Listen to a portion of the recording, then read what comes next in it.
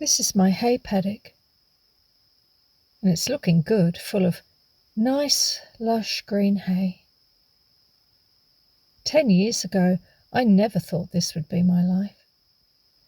Back then, I was working an office job in inner city Melbourne. We had a big veggie garden, a few chatty chickens clucking about, and I spent my weekends elbow deep in soil.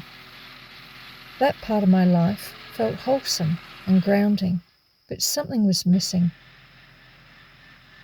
I had worked for the same organisation for 25 years, and while I once loved it, in the end it was just a slog. Do you know how that is? Staying somewhere because it's what you're supposed to do, because everyone else does it, because it's safe, isn't it? A steady income and a predictable life. And for a long time that was enough, until it wasn't. I told myself, right, something has to change. I'm going to move to the country. But first, just a few things to take care of. I'll pay off the credit card. I'll clear the car loan. I should save some more money. And really, I should replace the roof before I sell this old house. But somehow the years rolled by. The decision I had made was still there, like I was, and it was looming over me like a storm cloud. I was still in the same office, still unhappy, still unfulfilled, and still with just one more thing to cross off the list before I was truly ready to take that leap. Over there in that paddock, way over there, is all my hay that was cut yesterday. It's still laying flat.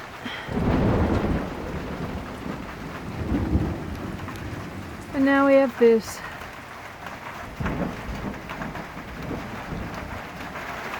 Oh, bugger. And then one day something clicked. Or snapped. Maybe it was both, I don't know, but it hit me that there was always going to be just one more thing. I'll just do this, I'll just do that. I'd been saying that for almost a decade, and suddenly I saw it for what it was, which was fear. Fear of failure, fear of the unknown, fear of change. It rained yesterday. Quite a bit. We had a huge thunderstorm, but as I think I mentioned, we're racing the weather, so we're raking. It's still damp. Just keep on going and hope for the best.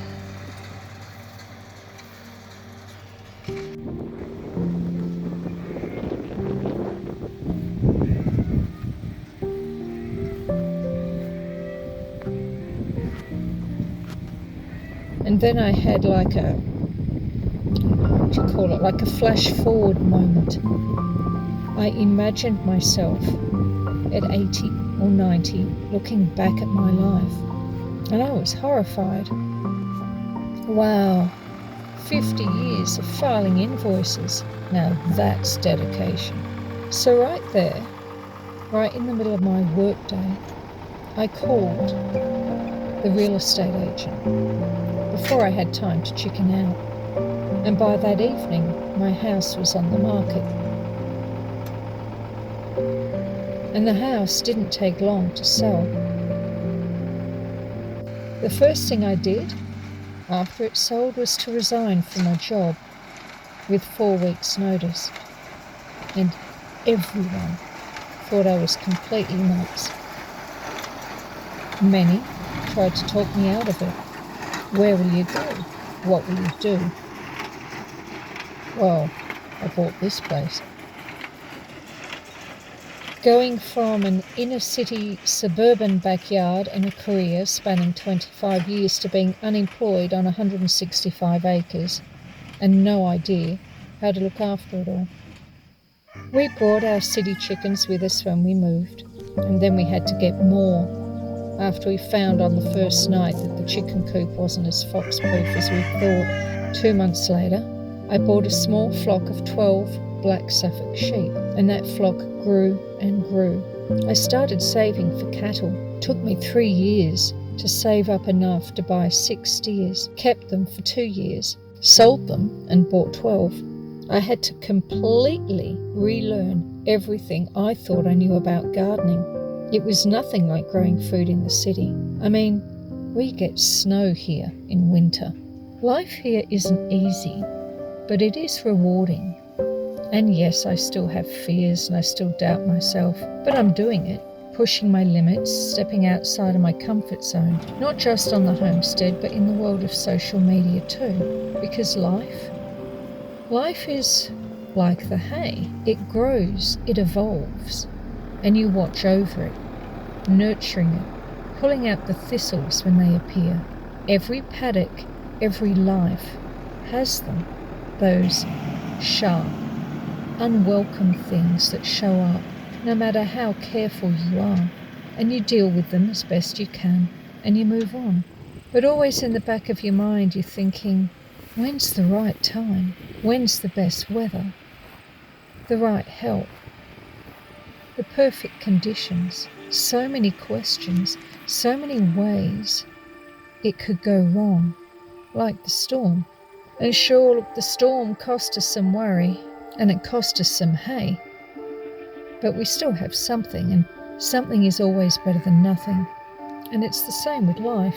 Whether it's starting a homestead, launching a YouTube channel, or just taking that first step towards something new, it can be scary. I waited for years. I kept telling myself I wasn't ready, and that the time wasn't right. Come on, girls. And then realised that the perfect time was actually never going to come. I was scared and unprepared, and I did it anyway. And I'm so glad I did. If I have any regrets about leaving the city, leaving it all behind and coming all the way out here, I think Come on, girls. it would have to be that I didn't do it sooner. Now that I'm here living this life, I love it. And now that I know what I've missed, I wish I had embraced it earlier. I feel like I've missed out on so much. Anyway, I just thought that for my 100th video and my 1 year anniversary on YouTube, that I would like to share that little bit of history, that part of my journey with you.